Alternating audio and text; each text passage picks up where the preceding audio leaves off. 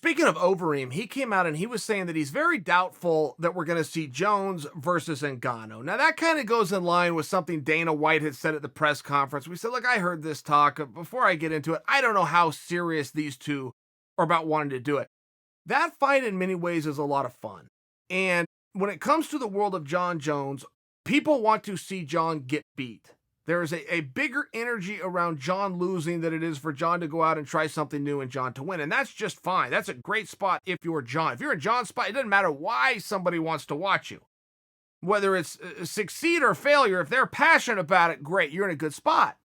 But that in many ways is what the real intrigue for him going up against Ngannou is. It is very hard to accept and sell to me that they're going to take Jon away from a division, suspend that division, let it go. I mean, Jon has openly said, I'm going to try to get up to 240. I was watching OSP. OSP was 240. I think if I get to 240, I could move around to that weight class. Well, it's very hard that he's going to go put on some size to suck it off and go back to 205 pounds. So if we believe that they're just going to get on with it at 205 and you take Jon out of the division to put Jon up into the heavyweight class, but not put him in a world title fight, that's tough for me to accept.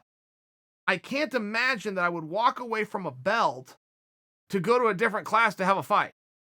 It's got to be a title fight. I can't come out backwards on this thing. If I'm going to leave one belt, I got to be able to go after another belt. That would just seem. Now, Jon could offer you something different. Maybe that being the world champion isn't as coveted of a prize to a guy that's been world champion for 10 years. Different perspective. Not very many people that weigh in from that perspective. He might be the only one, in fact, and if that's his perspective, we'll have to live with it. But I don't know that I'm sold on that idea. I think I'm a little bit more skeptical of this idea, like Reem and Dana. Let's say you were going to put those two together. Okay, there's no title on the line. So that right away becomes a little bit different. So why are they fighting? They're just fighting for fun? We're just fighting because we think he can beat Jones and everybody wants to see Jones? I mean, is that it? That's something. But is that enough of a storyline? Is that enough of a meaningful reason to hold the contest? I'm not convinced that it is.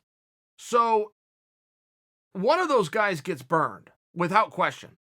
Does Jon move up? Is he staying there? That's relevant too, because if he comes up and he takes out the number one contender, but then he doesn't go on and face Stipe, he's going to slide back down to 205. You have a problem. There's no reason to do it. Jon comes up, Jon gets starched, but this is his new division, and you took the belt away from him because that was a caveat to allowing him to go up in the first place. Now he's got to go back down. He's not the champion there either. You just burned him. Somebody gets burned. Now, in fighting, that's the way it goes. Somebody passes the torch. Somebody gets shined up and goes over. Somebody's the underneath guy. That's the way it goes. You're risking a lot. But if you are the decision maker and you have two leaders of a weight class, knowing one of them is going to get burned, or you could just keep them apart and both of their star keep shining bright, you have to take a look at that.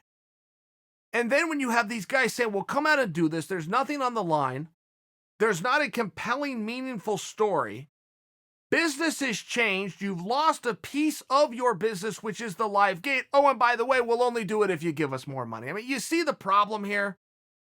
Why would you want to do somebody like that a favor? I mean, what would your motivation be to go do a favor for somebody who is openly saying, I'm not doing this for anything other than selfish gain for myself? What would your motivation be? Is that fight a big enough fight to replace Ngannou versus Stipe? Oh, and by the way, to replace Jones versus Reyes. I mean, if it's a big enough fight, you got to have those two big mega fights and then believe that this is bigger than two. Do you see the problem? It starts to get a little bit weird. And when guys come out on social media, look, it's always about the money. The day you admit it's about the money, you're done. You're done. It's over. You can never admit it's about the money. It's no different than politics. The guy that's running for office wants the power, but the day that he ever comes out and says, I'm running because I want the power, it's over. You have to hide from that tooth and barrel.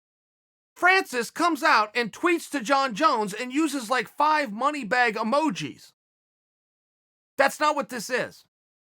It's a sport about competitors. Do you want to compete? Do you want titles? Do you want championships? Do you want memory? Do you want legacy? With that, a byproduct is going to be the money, which is more than acceptable that you keep in your mind. But once you reveal that to the audience, you have now lost the audience.